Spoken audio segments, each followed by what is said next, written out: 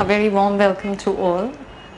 Thank you. And today's topic of our session happens to be the impact of words in our lifestyle and how it impacts our health, and what can we do in order to make a shift or to transform from sickness or from sadness so that we move towards wellness and happiness. And this is just by the right picking and the right choice of words that we have in our life. I'll start this session with a very small story for all of you, and I hope that you find it interesting. It's about a monk who was traveling in a desert with his camel, and he was tired, so he thought he'll just take shelter somewhere there and stay there for some time, a day or two.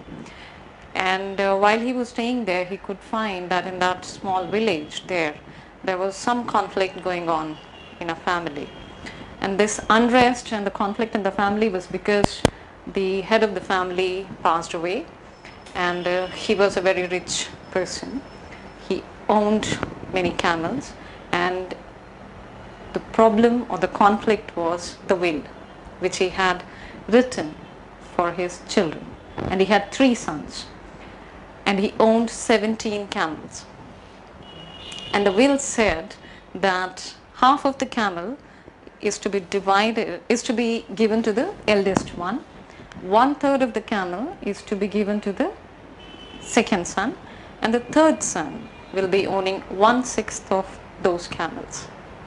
Now the dispute started. Because it's quite obvious. 17 camel, and they are to be divided in this order: half and 1/3 and 1/6. Do you see any solution to this? And there is a solution. It appears.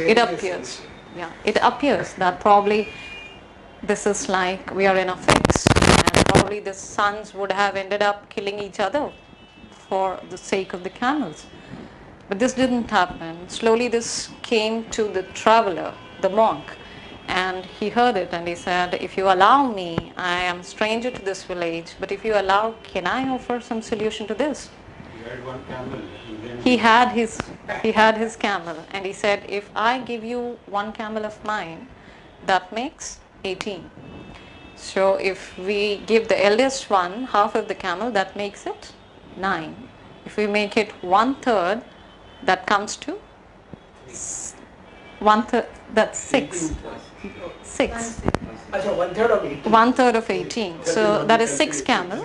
And then the last is 1/6. So that makes 3 camel to the third one. So now if you add it up, how much does it come to? Sorry, 1/9. Ninth. The last one is 1/9. So that comes to 2 camels for the last one. So 9 plus 6 is 15. 15 plus 2 is 17. He gets his camel back. And he gets his camel back. So what I'm meaning to convey through this small story is, there was no exchange of camel happening anywhere. Nothing happened. If we look at the big mountain of problem, but then what solved the problem was just little shift of he didn't give him. He just said it, and the was made so easy. It happened. So this is like critical thinking, this is like problem solving, but it is all happening in the form of words. And that is the magic of words. So this is what I'm meaning to say, and I'm meaning to take in my session, that how the words can impact our entire lifestyle.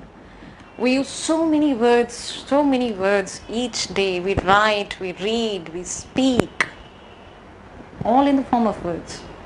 But if I ask you, what is word?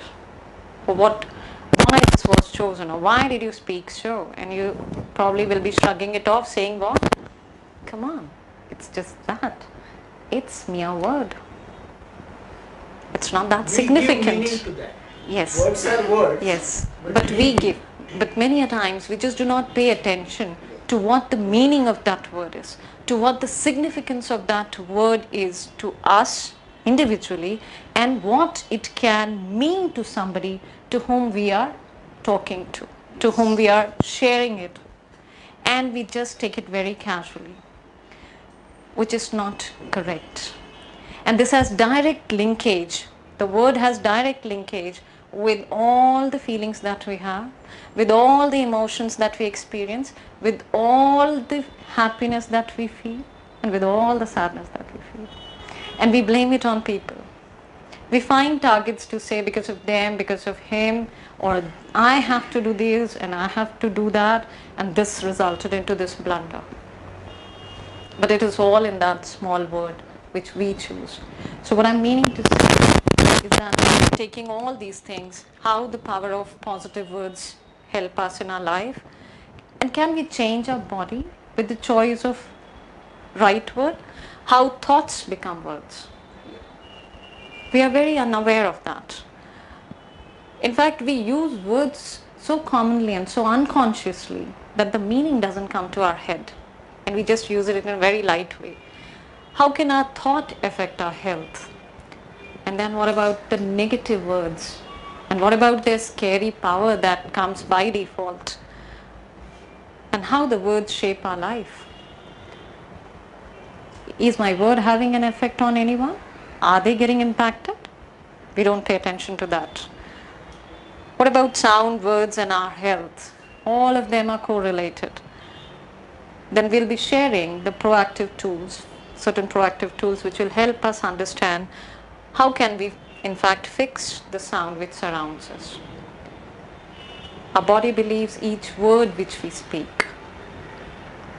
Then the effect of negative words on our health, and what can we do to change that. There are certain fighting words, then there are arguments happening, lots of disputes happening, lots of differences happening, and we find no meeting of mind happens. That results in big fights, big arguments, big ego problems. So what are the ways in which we can eliminate these words from our dictionary and make ourselves at lesser risk, so that we don't have to deal with heart issues and we don't have to deal with risk like that of cancer? And we can change all that. And words are very powerful. So the power of words, which can be used by healthcare providers even. And this has amazing results. Amazing. How is this affecting our children? The way we talk to our children. How is it affecting our children? And how is it affecting their self-worth? And what kind of message are we communicating to our children while we are talking to them in the form of mere words? So this is all that we'll be taking in our session today, and we'll just try to find out what is the capacity of the word which we have. If we look into our past, into our scriptures, and into our great leaders who have been born, we are being told and we are being taught, mind is everything. You become what you think. And this is being taught by Buddha. And that is what it is. So anything that comes into our mind becomes thought. And after a while, it gets transformed into words. And after it gets transformed into words, it takes no time to convert into action. So this is also interrelated, thought, word, and action. There was a wonderful picture which depicted, I do not have that painting here, but I'll just make you see in a pictorial format. This is one individual who is sitting here, and there is another individual who is sitting like this. Now this individual also has a hammer and a nail in his hand, and the same is here.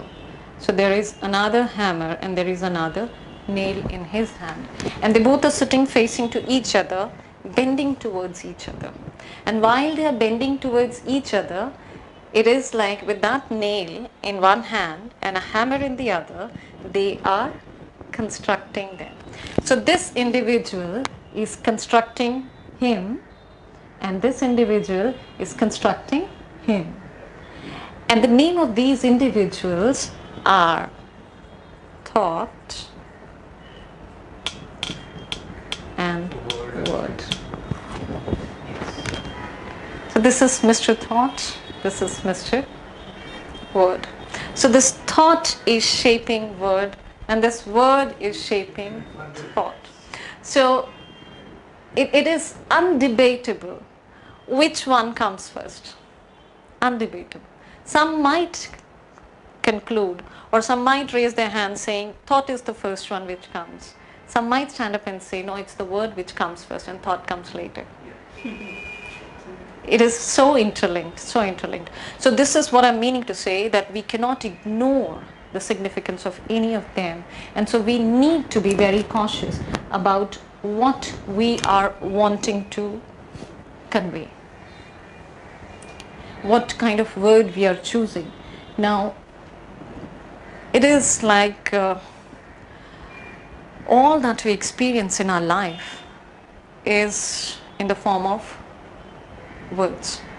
So the root of our experience lies in words, and it gets fruitified in the form of our actions, in the form of our gestures, in the form of our behavior.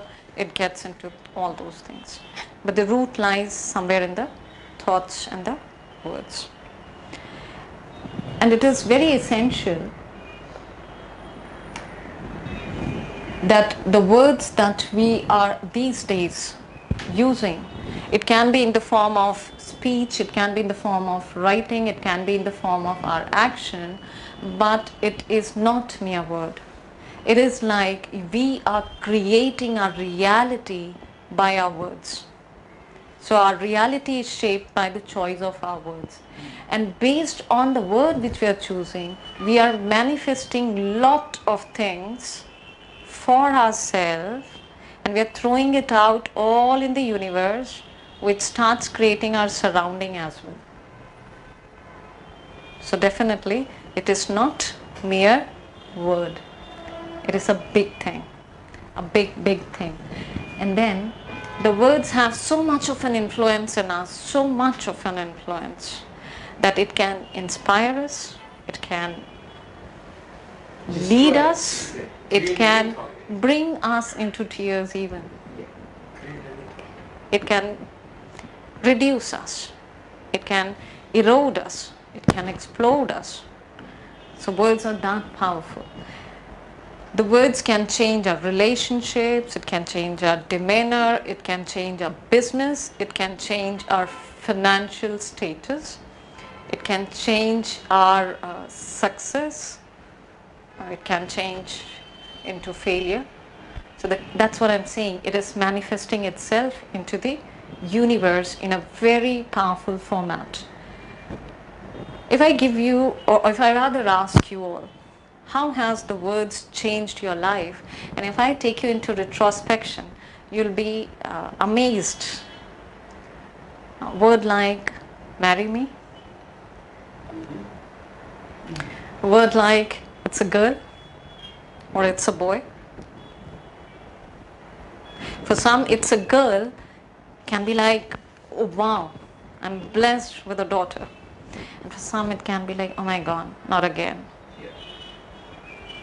The words created an impact, and even if you're hearing it now, you can feel that power of emotions the way you would have felt some 40 years back, 20 years back.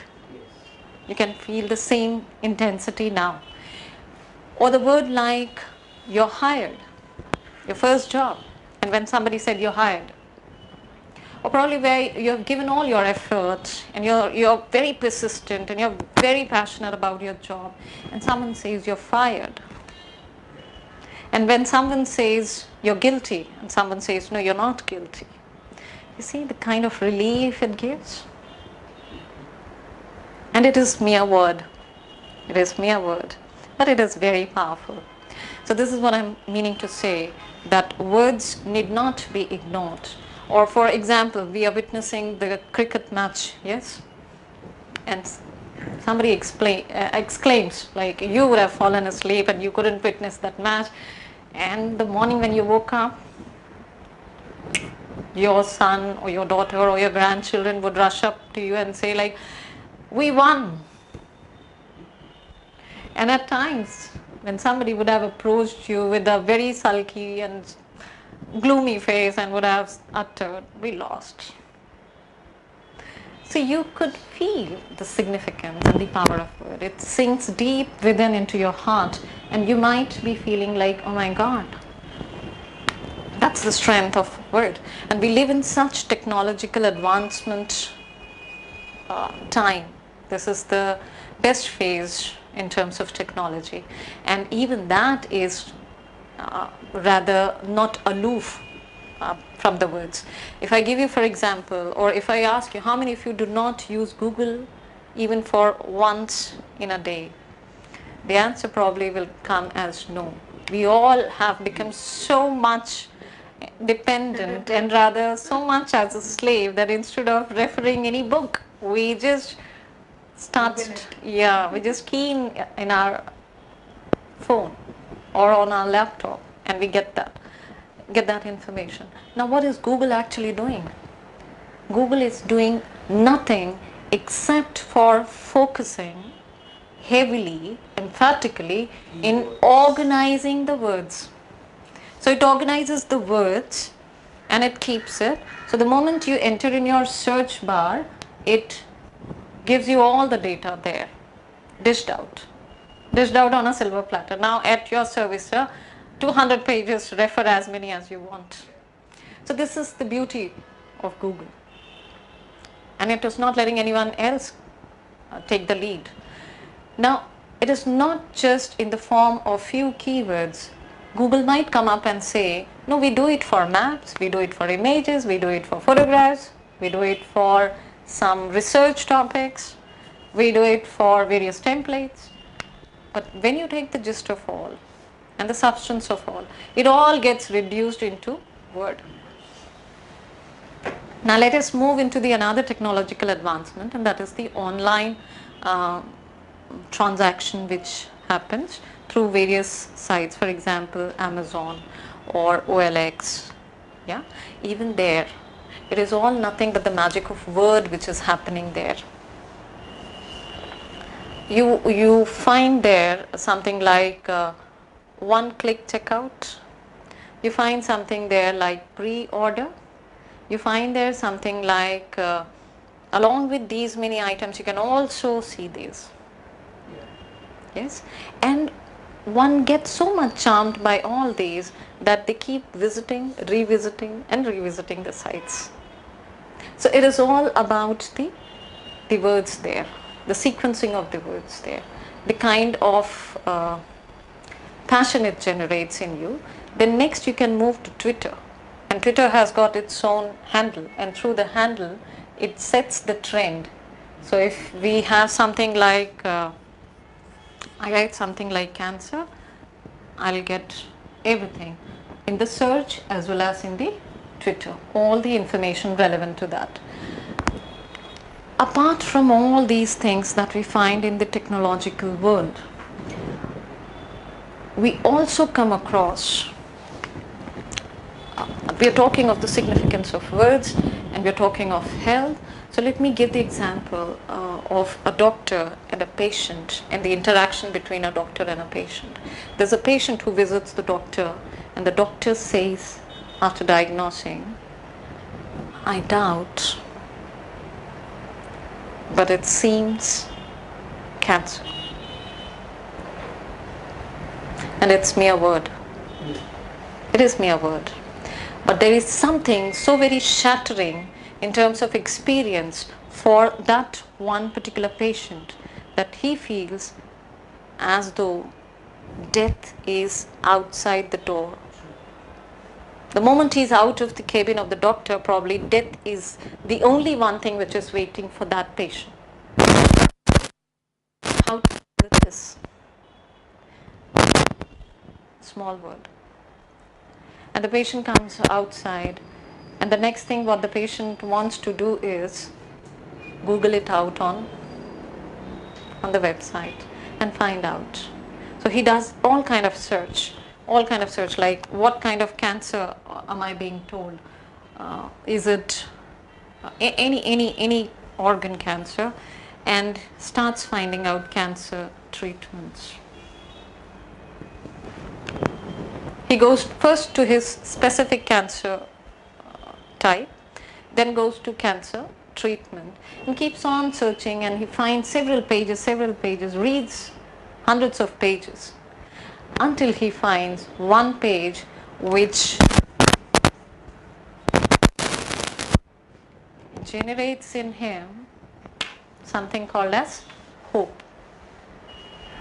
And he is like, oh, this can save me. And finally I found it here. And what has happened, that in a day, different kind of emotions. One was death, terrible, and this is hope. So from tears to little kindling of some hope, I'll survive, I can make it. And who is doing all that? It's just this, and it's just this. So there is a complete shift of emotion happening. Here there is no possibility to survive, but here is like, come what may, yes, there are ways for me to survive, and I can make it, and I must do it. So this is what I'm trying to signify.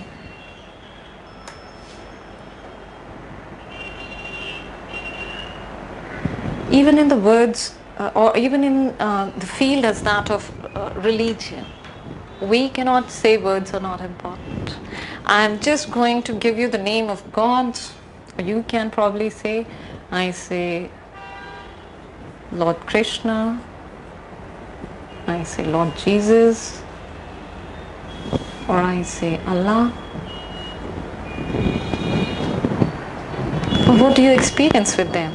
These are only 3 words, but they carry with them huge difference.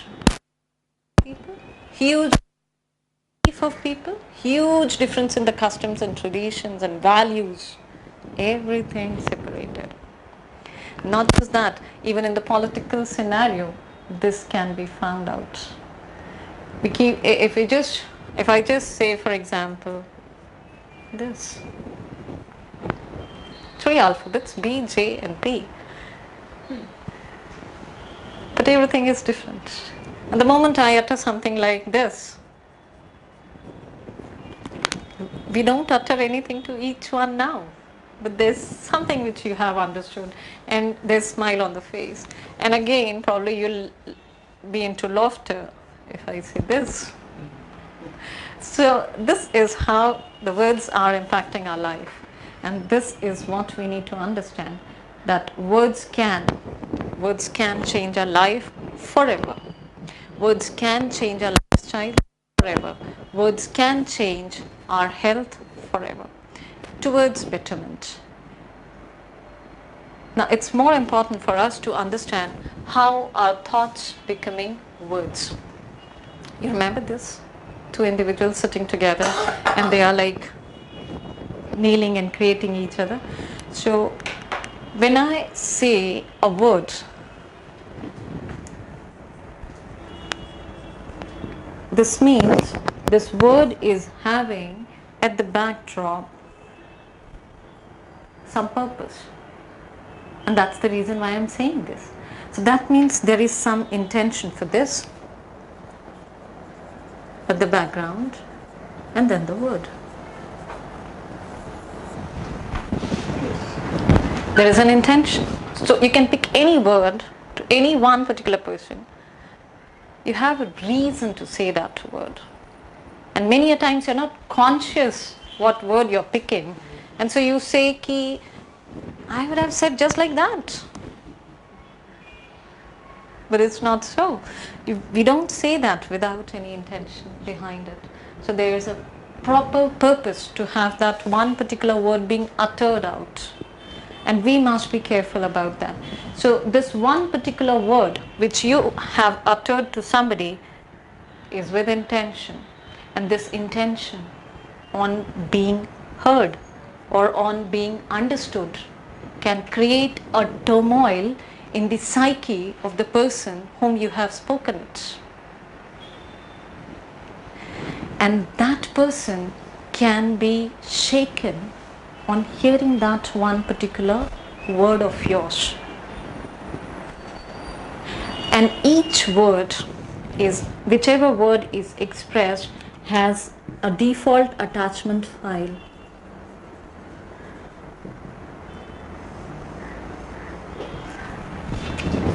This is the attachment file. It comes by default. The word, by default, what is coming attached with it is the emotion. So if you say to a lady something like beautiful, why would she smile? Because the word has got an emotion which is attached to it. If you say to, why would that person get angry? Because there is an attachment file coming with default that makes that person feel very sad and at times arrogant even. Like, how dare you call me this? So do you think I'm like that? Nobody likes that. So this is what, so there is this intention always with the word, and which can create a turmoil.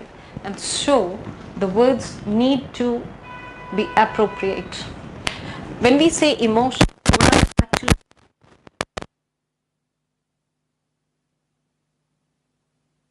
there is an energy in motion. So the moment you have uttered that word, this energy is set into motion and reaches the listener. So from the listener, then you get a response, and if that is not to your liking, you find that energy is transferred to you and you are again set in motion. Yes. So this is how the words make their impact, and it's, if I am to tell you how to understand what kind of vibration each word is making, see, what I'm talking is completely scientific. There was, in fact, a Japanese scientist, Mr. Emoto. Yes, he did this research, and he found out that the water, when it's frozen, it gets shape of crystal. The impure water or the polluted water does not have any crystal formation on being frozen, but the pure water has proper crystal formation. And what was found was that he kept 2 jars, the mason jars with the water in it, and in one jar he had written something, some gratitude. Or simple, you can say, I love you and I hate you.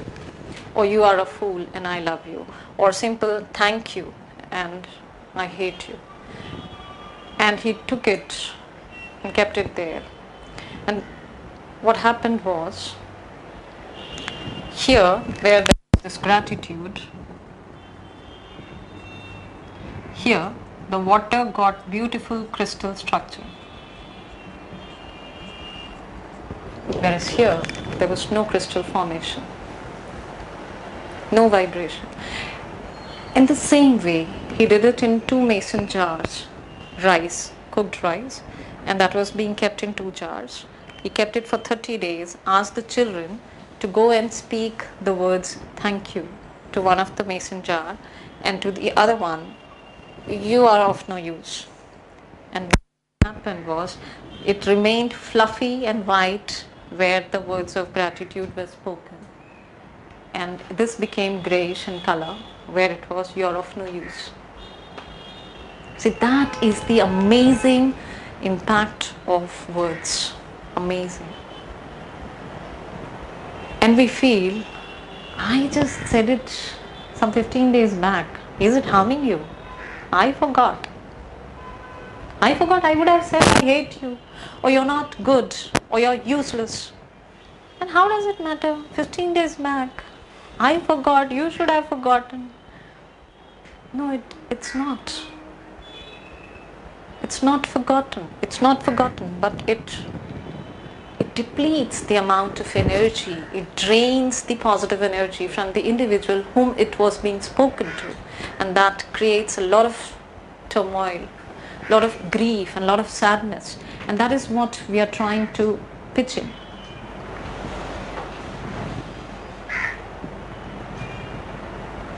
So what we need to understand is that we get so many things coming in our way by many people whom we meet. Some might be praising us, some might be encouraging us, some might definitely be ridiculing us and blaming us and criticizing us. What is in our control? There's nothing in our control. Nothing is in our control. We are being caught in traffic. We cannot go and control the lights according to our wish. We cannot go and control the long queue to be reduced and we given an easy passage to go and join there. We also cannot control the rain, sudden downpour of rain. We cannot control the power cut which happens. All that remains in our control is our response to that individual. Yes.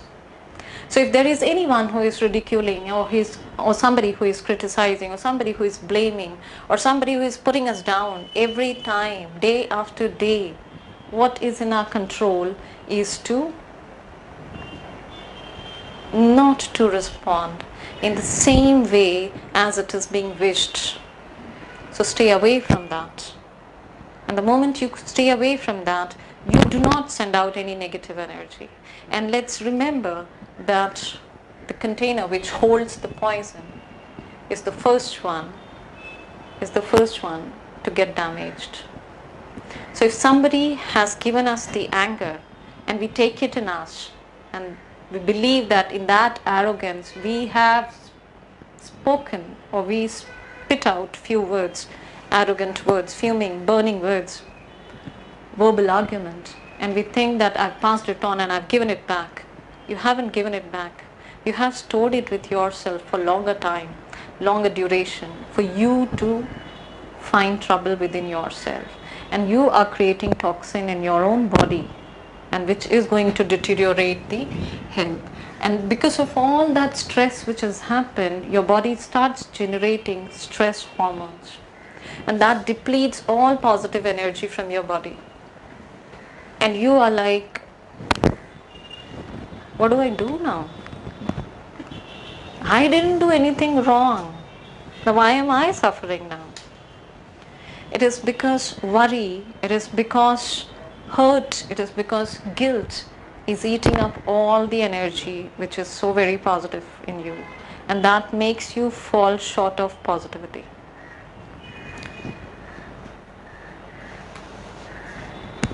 In our entire day, if we are having some 60,000 thoughts occurring in our mind, 50,000 of it is negative.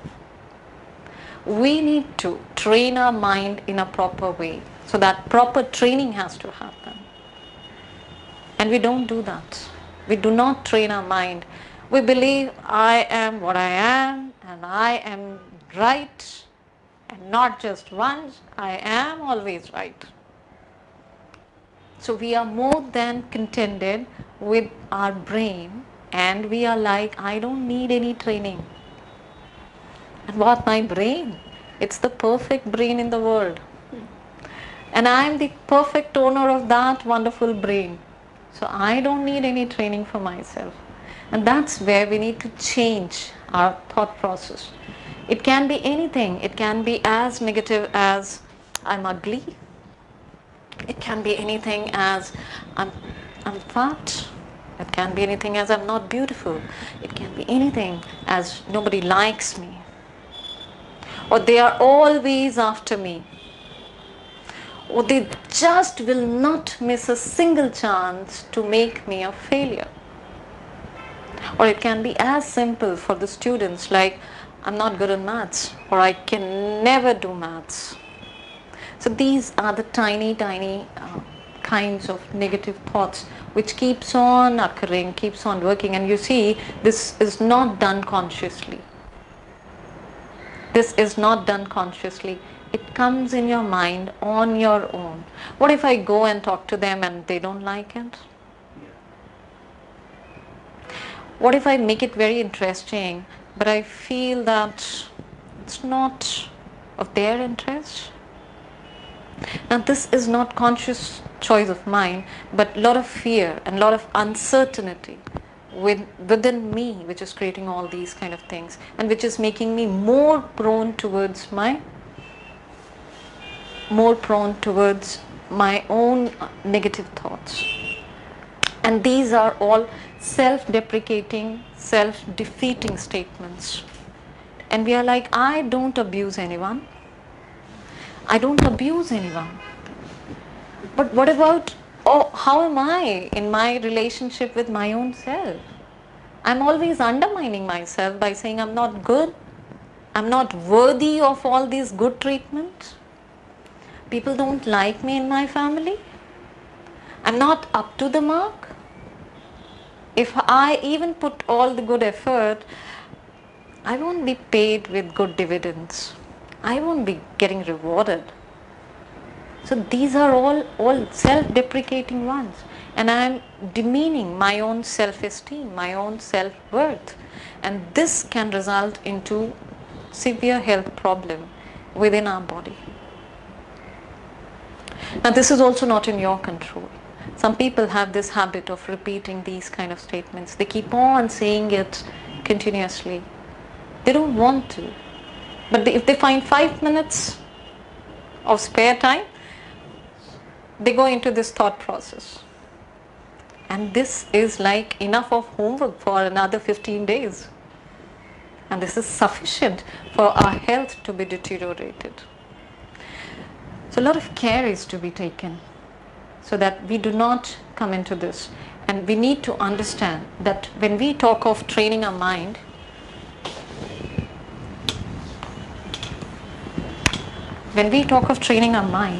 we need to do it by certain techniques of meditation, of mindfulness, of visualization, and of affirmation. And this is very essential.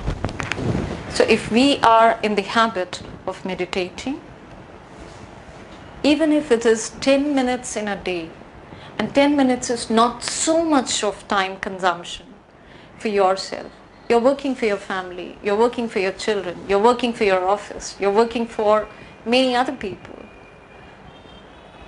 When you contribute so much of your time to others, how much is 10 minutes for yourself out of 24 hours? Very little. But that little span of time will make a big difference in your state of mind, which will be very peaceful. So it is very essential that you stick to this. You can even stick to mindfulness, and mindfulness is nothing but being in the present, just to be what you are, how you are, without casting a glance into something called as past, into something called as this past has passed, and so it is called as past. It nowhere exists. Its existence is only again in your thought. It doesn't exist in reality. So we do not have to think of this past. This is so uncertain. We do not know about it, how it is going to be tomorrow, how it is going to be 10 years later, how it is going to be 20 years later. So the moment you come out of it, it can be anything like what if in future, in my old age, I get caught with this disease? It nowhere exists in the present. There is no possibility, but then it's just a thought which you have taken in future and you have started thinking on it. Or it can be anything like, what if death comes to me before time? Then what about my children? Who's going to look after them? How will they carry with life? And it's scary. It's scary. So what we need to do is strike it off. Nobody knows this. Death is inevitable. So why think of 20 years later? It can be like if I'm out of this building and a truck comes and smashes. So here I was thinking for 20 years later, but then probably next 10 minutes are not there for me. So what was I wasting my time for there? Then this past, it has already finished. Its existence is only here in the head. So why keep it in the head and make it more stressful, painful, full of grief and sadness? Strike it off. Be with the present. Enjoy with the family. Be with the kids. Love them. Give them all that you can with all that you are in all your best capacity. And you'll be happy and even they will be happy. But ma'am, one question. For our planning, see, for planning our life or any company, past and present, you cannot link it. We may not dwell on that, but that is required because otherwise you cannot plan my present. It is essential, but not to add stress to life. Yeah. So in that case, one has to be like opportunity seeker. One has to be problem solver instead of problem creator. So there, if our thought process goes where we can find some solution, where we can make it more better than what it is today, then probably it's okay. So we are planning for a better future, but we are not planning to keep ourselves stressed every day for another 20 years. So this is where we need to put a hold. Visualization is very important. You can visualize what all things you want in your life, and as I've said earlier, the words which we throw into the universe is creating the reality. So when you visualize certain things, you're actually manifesting it in your own surrounding. And the last is affirmation.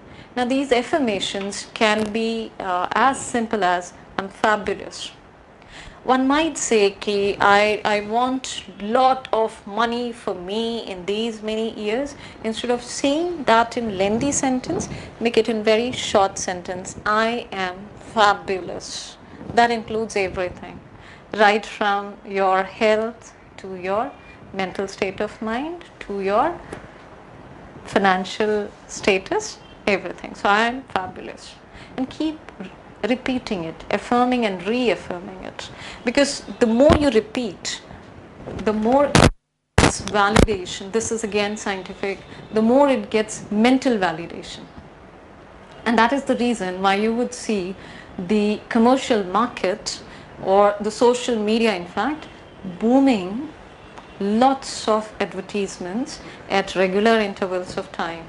And that is so much of repetition happening that the moment you find one company's product being flashed on a TV screen, like for a month, after every 5 minutes break or 10 minutes break, you start validating that company's product and you say, you endorse it.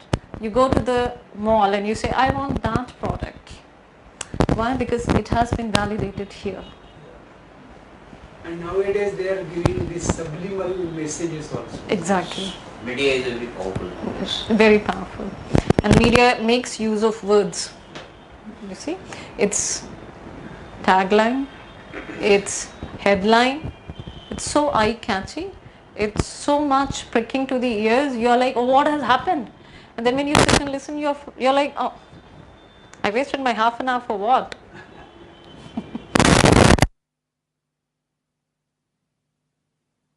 It's like I'm healthy and I'm well, I'm prosperous, I'm having abundance.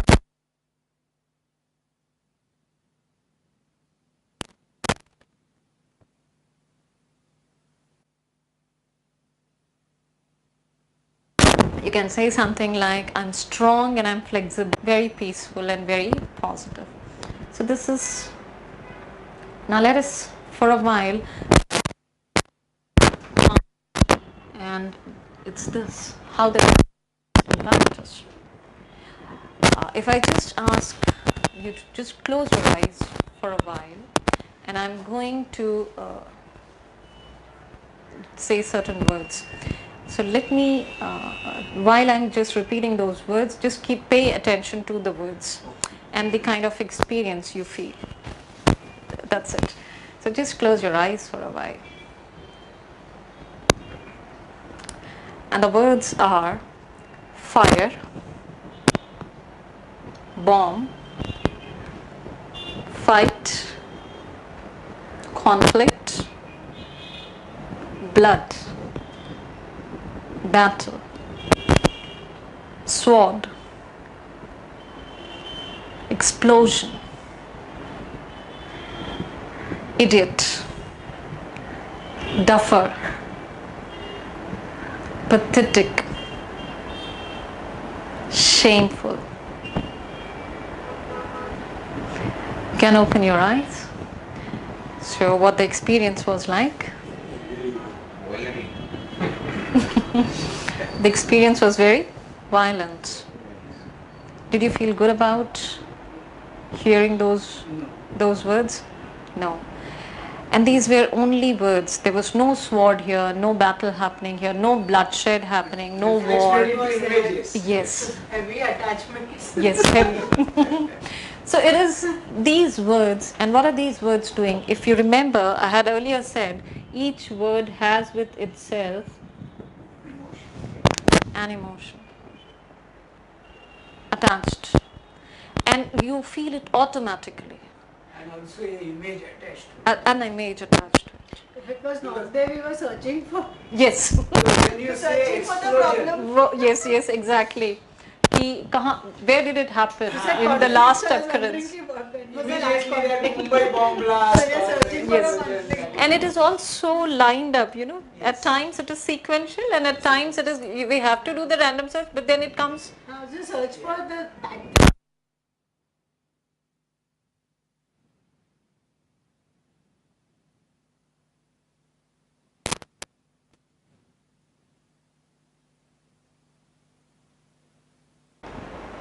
It's children, smile, mother, family,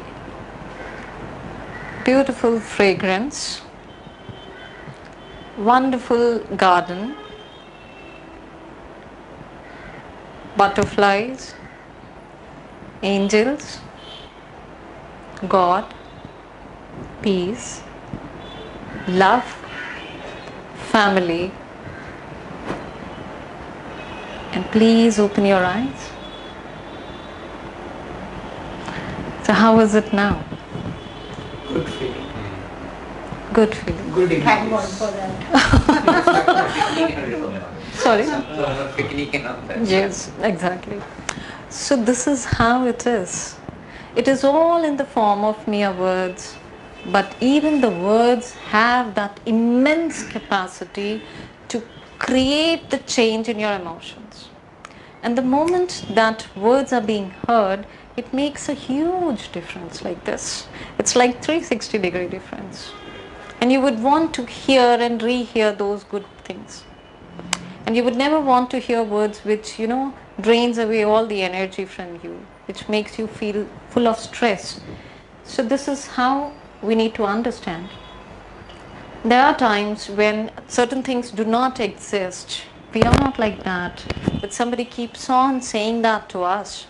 What happens is that it starts creating the illusion of truth. And this is what we must keep ourselves away from. And this is where we must not allow others also to approach and do that. If somebody keeps on saying this, you're a liar, you're a liar, you're a liar, what are they doing?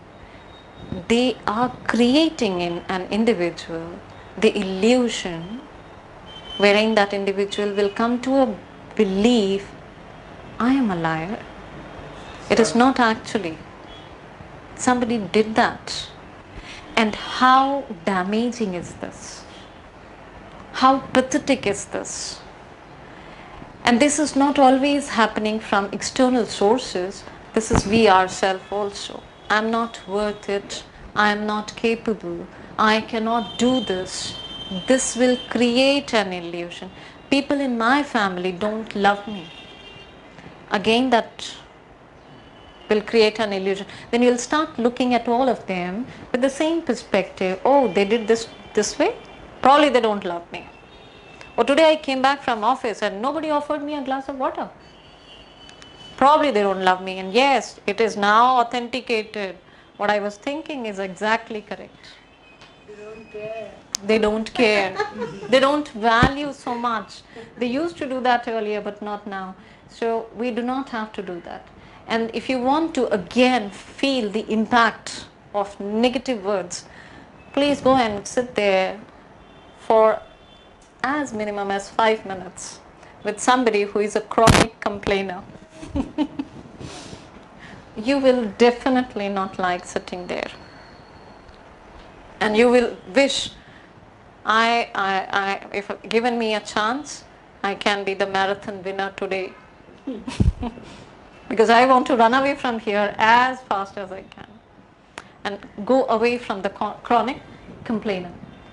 And that's the reason why it is being said that choose your friends and choose your words wisely. Choose them wisely. That will help you in your life. I have already spoken of that. So we need to understand that the words that we are speaking for ourselves, which are self-defeating, are in fact creating false self-image for us. We are not like that, but we are making ourselves believe this, and which is very harmful. Now, how the words I hope you would have got that. Words we choose will shape our life and how it will affect others. In the same way, the sound, words and our health, they are all correlated. Supposingly you're there in your home and you're enjoying your presence in the family, and there is like children, they're watching their television serial and they would have raised the volume and it's too high. Or probably it can be some senior person in your home and would be finding it difficult to hear that and would have raised the volume, and you're like, oh no. The volume will go more Yes, than that. more than that. So then what is to be done?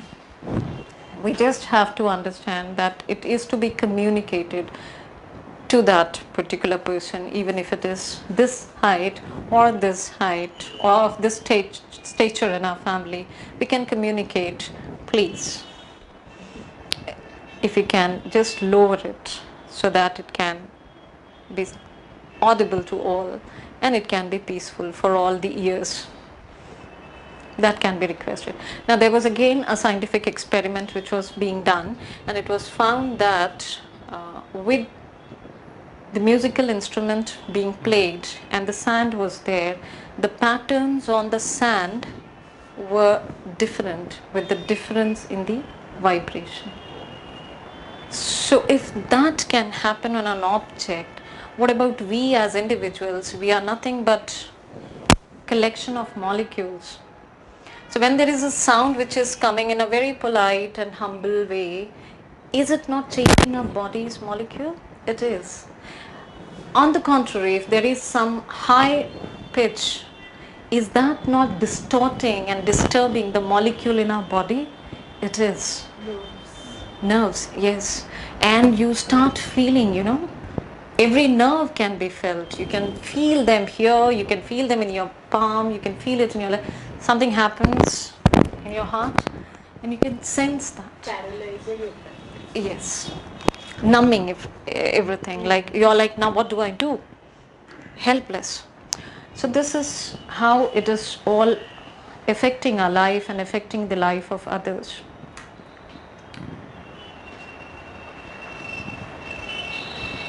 Now next is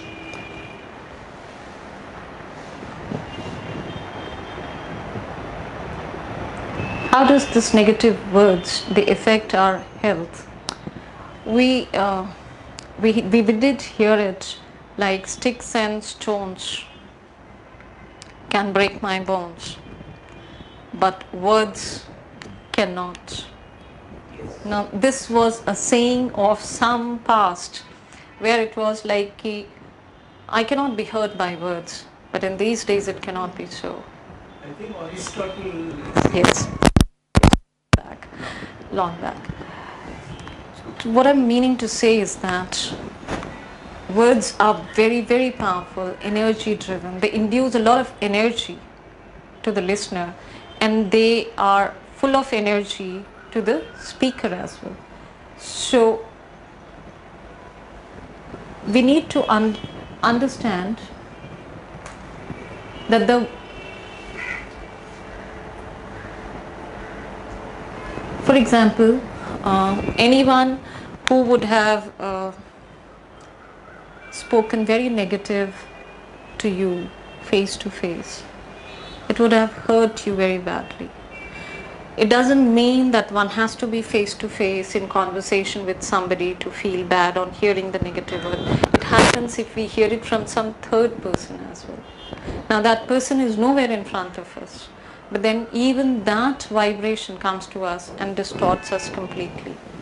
So it is creating a lot of impact in our body, and our body believes every word that we say. The body cannot distinguish between what is now and what is imaginary. It cannot distinguish. So even if you're imagining for yourself, which is untrue, then that is believed by the body. And this is a very powerful thing. The moment we understand this, we will immediately stop this wrong imagination part in the form of our thoughts. So when the thoughts are stopped, your word formation automatically stops, and your depletion of good energy also stops then and there itself. So we have to be very careful.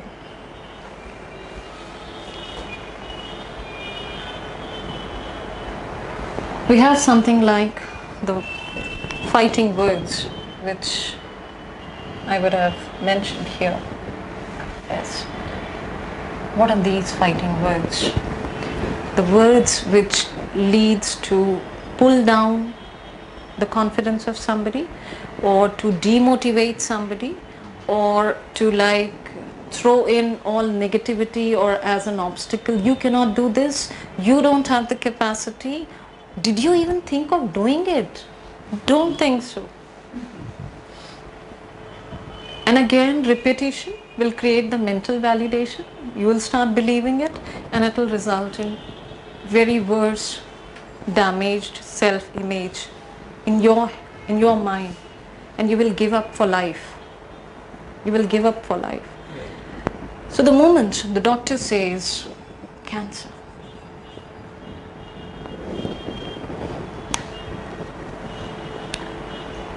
what we are supposed to do is not to get dominated by a small word. It is only 5-lettered word.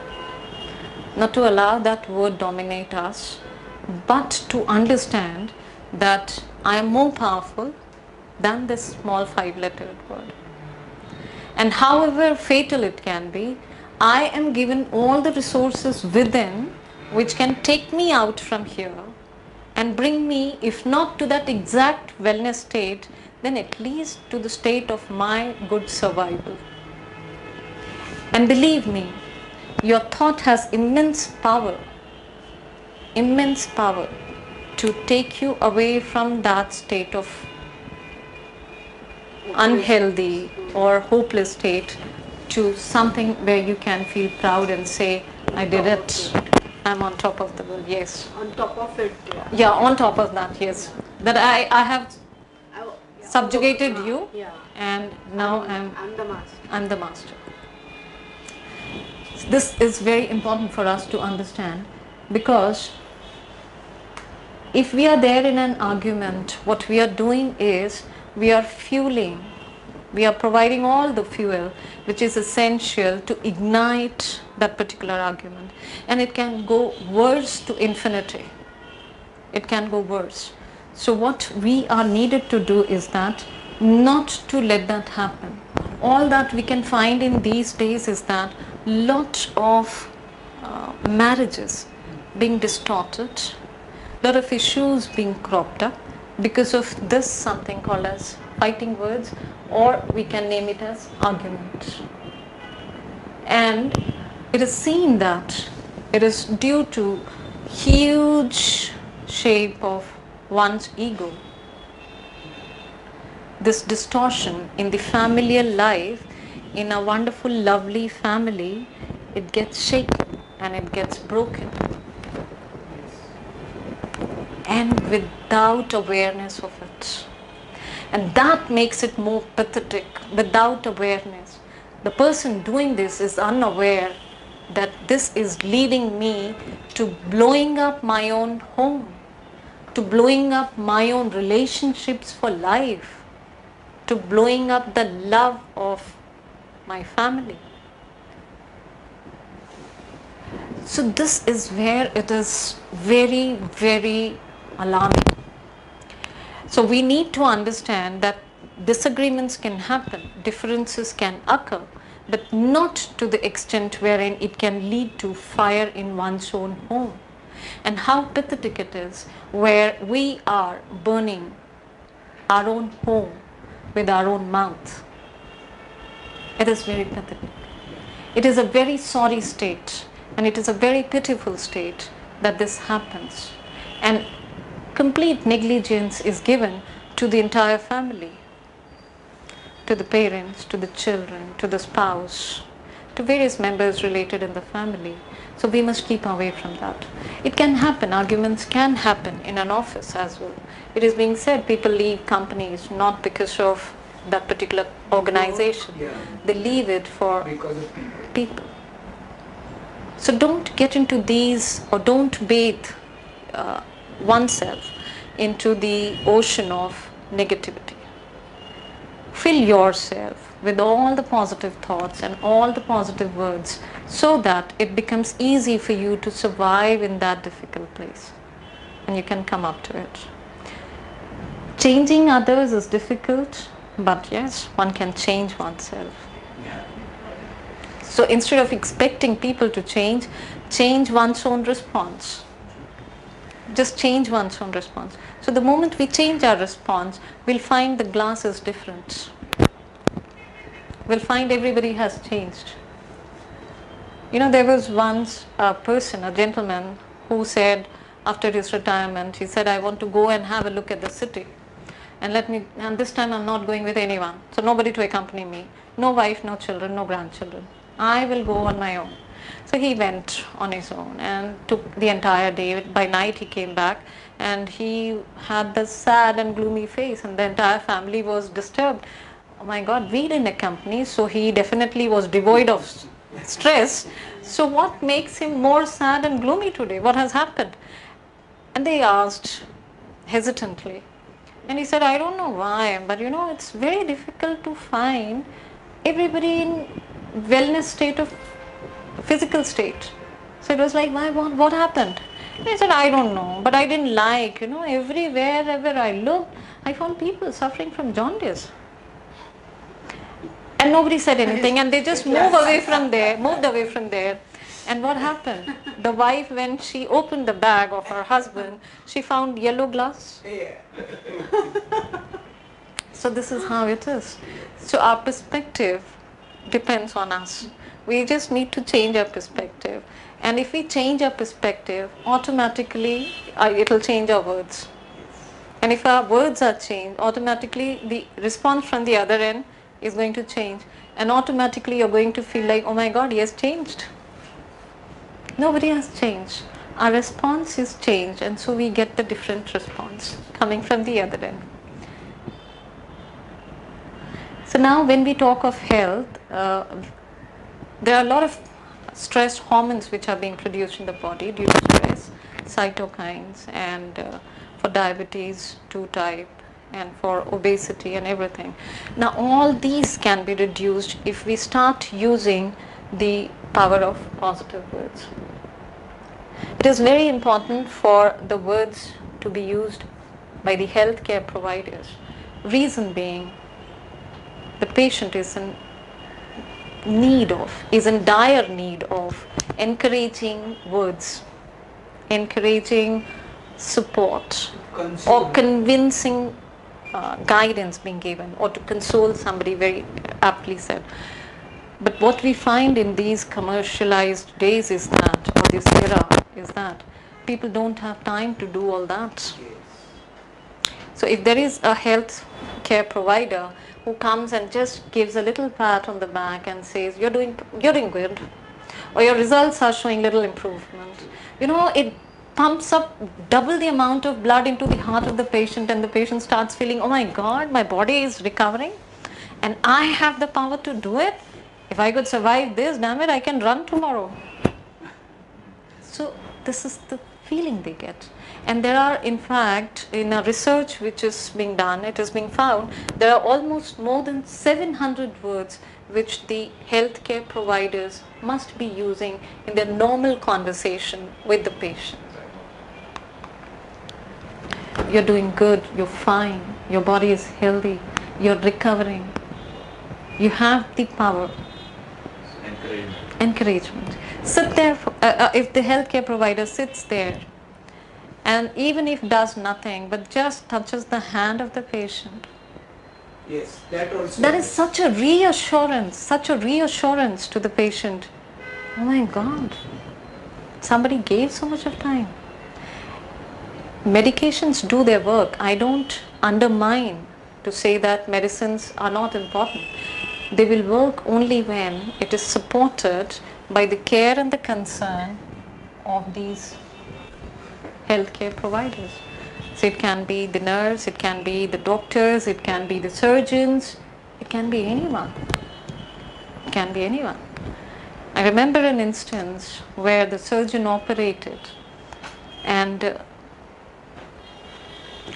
it brings a big stress. I mean, the words like cancer or the word like heart problem brings grief or sadness not just to that patient but to all the family members. And one can see it in the eyes, and it is very painful. The misty eyes are very painful. But yes, it gives a great amount of relief when the surgeon after the operation comes and says, perfect, you're brave enough. So immediately the patient is like, I have developed huge immunity that I can be discharged tomorrow morning. And the family is so relaxed and so relieved and so stress-free that they feel like, what? Oh my God, we are taking our happy family member back home. So this is very important for us to understand. And now let's come to this, how is it affecting our children? How the words that we speak, huge, and it is unmeasurable. And the kind of lifestyle that we are living in today's time is such where both the parents are working and the children are continuously at dispersal to the media and the maid servants. And there is no proper choice of words which is being thrown towards them. And they hear it by default and they start speaking that. And the severity of it is realized only at later stage when automatically some word which is not of your like or not of your choice, you hear it and you're like, oh my God, from this height if I'm hearing this and I don't use this and I don't speak this, so from where did this come? And then it becomes alarming and very important. And as small as 2-year-old child looks up to the parent, would not understand each word which is being spoken, but the child makes it up, whether this is good or this is for bad. So if there is a child who is just learning to walk and has fallen down, if you notice it very carefully, the children after falling down immediately do not cry. Yes. They look for the audience first.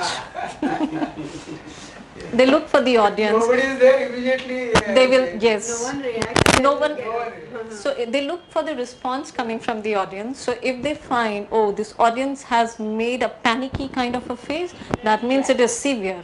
I need to act now. So they start shedding their tears. But if there is a parent who is like, oh, come on, it's okay, it's fine. You'll fall many number of times, but you're brave enough and strong enough. You can learn how to walk. Chalo, it's okay. The child will get up and give a smile and start running. If it has, learn to walk and all. So this is what we are meaning to say. We must understand that our eyes have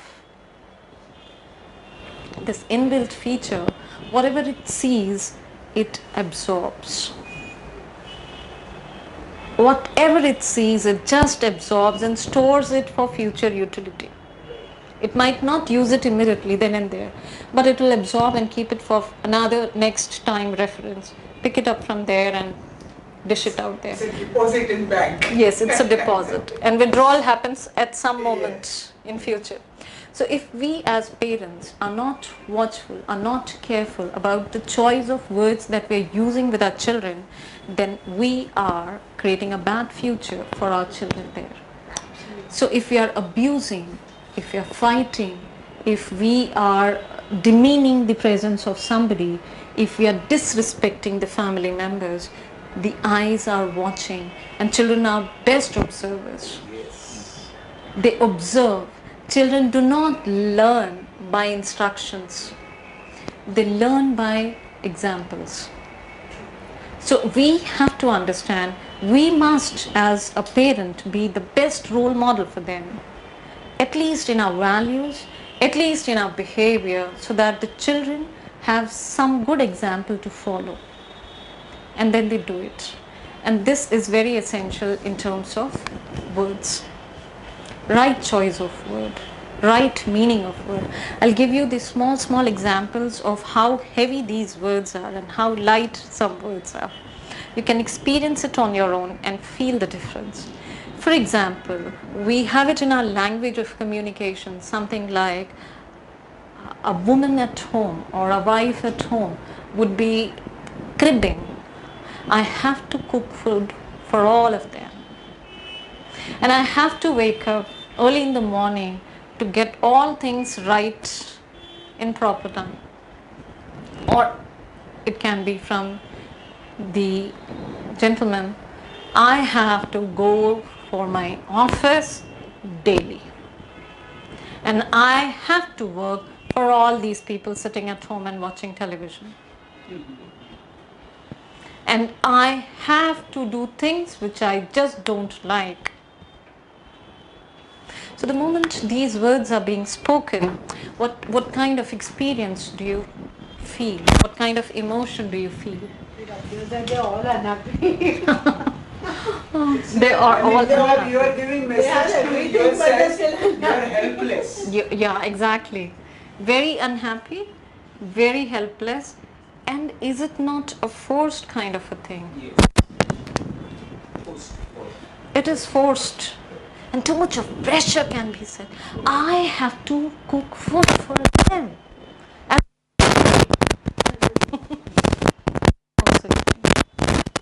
but then the moment I have this word have to, I have immense stress in my body and I just don't like doing that.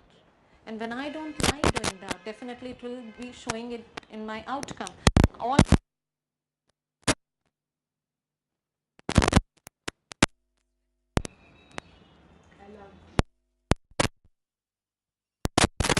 I choose to go to office. I choose to earn money for my family's happiness. I choose to cook food for them. That will keep my family healthy. So I'm just disallocating this word or removing it completely from my dictionary. Or if I give you another example and I say, in an office there is a boss and he says to his subordinate, see, listen, Mr. ABC, this work which you did is superb. But I think you should have made this presentation in some XYZ ways, and it would have given more better results. Had it been you as that subordinate, after leaving the boss's cabin, what feeling do you feel? What emotion do you feel gushing? Waste हो गया sir. सब कुछ waste हो गया. We never appreciate He never appreciates. I knew it. I knew it. some fault. One or the other fault, he'll find it out and he'll make all my efforts futile. So you come out, you're unhappy. And what, if I ask you, what made you feel that? What, where? He did not criticize you. He did not use any abusive words. But to you, but Yes, he used the word but. And through that word, and it's making so much of difference. Can I replace this? Yes, of course. say and Yes, very correct. He can say and.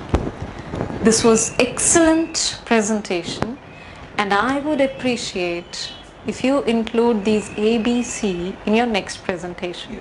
And you're like, I nailed it this time. He never appreciates, but this time he had to. He did not do anything. He kept his sentence same. All he did was he just changed the conjunction. And the entire feeling is changed. And that's the reason why I'm saying words are very, very powerful. So the moment we change our word, all things changes. So if there is something like I must do this, I must be disciplined in school, I must reach my office on time. So what it conveys, again it is a force format. So I can, instead of saying I must, I can say I prefer. I prefer reaching my office before time. I prefer doing this. So when you change your certain words, the entire feeling and the entire emotions have changed. If only they would have not said this, if only I would have had this, that is. So instead of saying this if only is like little grudge inside. I wish. Yeah, I can replace it by I wish. I wish I could do it in this way. I wish I had this. I wish it was this. It was this way. You're anyway wishing, so. Yes, so I'm wishing.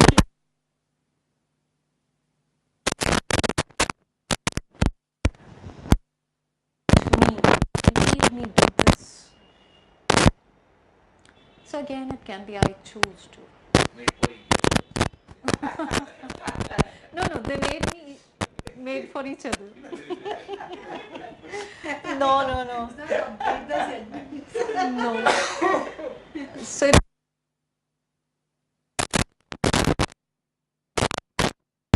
misunderstanding and they create. Seems dramatic. Yes, exactly. And if I had again grudge, and again it can be I wish. I will try. Now please note this. This try is an amazing word. The moment we say the word try, what happens? Supposingly your friend is requesting or is like inviting, oh, please come on this Saturday and we'll have a good time and we'll sit and talk about our childhood days. And if you're not wanting to go, what is your response? Try. I will try. That means yes, no, indirectly saying no. And best mental picture. There is no best. So the picture mentally is prepared, and that is like how much you invite me. I know I'm not coming for sure, and I'm certain. And you don't end up going there. So this is how the try is. Whenever we use the word try, we are sure 100%. And there is we are no not try. Either you do it or you don't do it. So Nike also says, just do it. Yes. Just do it. Then the last is, that's just the way I am. There are people who say that I am like this. You like saying this, you can say No scope for I can there's nothing I can do. Let's find the way to do it. I can't happen.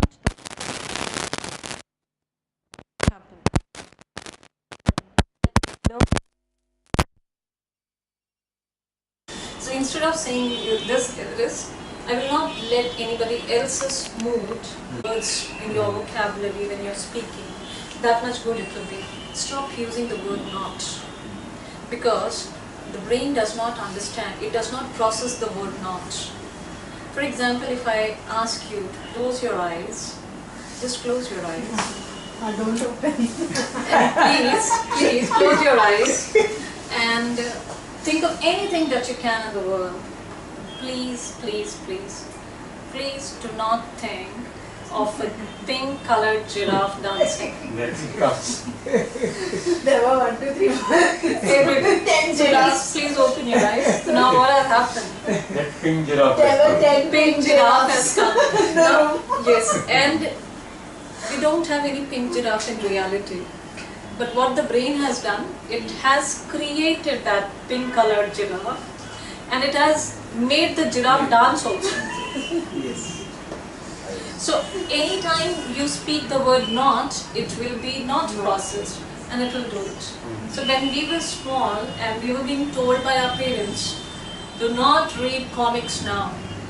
What we waited was for them not to see us and just go and open the cover page and see that. So this is how it is. The more you use not, the more More you are attracted. Do not speak to the people.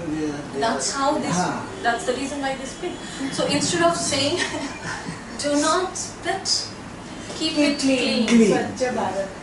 Or keep control of yourself from throwing. But municipality has got way, do not speak. So they put that banner. Better to keep it clean. Do not speak. Yes, keep the Clean environment zone. clean. Keep your You surroundings can say clean zone. Clean zone. If we tell a child, if he is playing the football at the home, in the drawing room, or the basketball, dribbling it in their room itself, and you say, don't play here. Yeah. What the child does? Harder. No harder. Yes, again and again. And you're like, what, don't you understand? And the child is looking at us. He doesn't understand. Don't you understand? Doesn't understand. And we are like, there's some problem with the child. But the problem is not with the child. Problem is in the word which we are using. So instead of this, you should have used play outside. Make the expectations clearer for the children. So when we are talking to them, let's tell them. Or don't abuse. Don't be disrespectful. Now the child is clueless. If not to be disrespectful, then what? Doesn't know. Or don't abuse, then what? He said something bad. What should I do then? I don't know. Next time he'll slap and come. He'll say, you said don't abuse. I didn't abuse, but I slapped. So this is how it is. We have to give the right kind of instructions, right kind of commands. And we must be very careful with this because that can lead to our good health and good lifestyle. We must take care of ourselves. Not to demean ourselves, not to demean anybody else.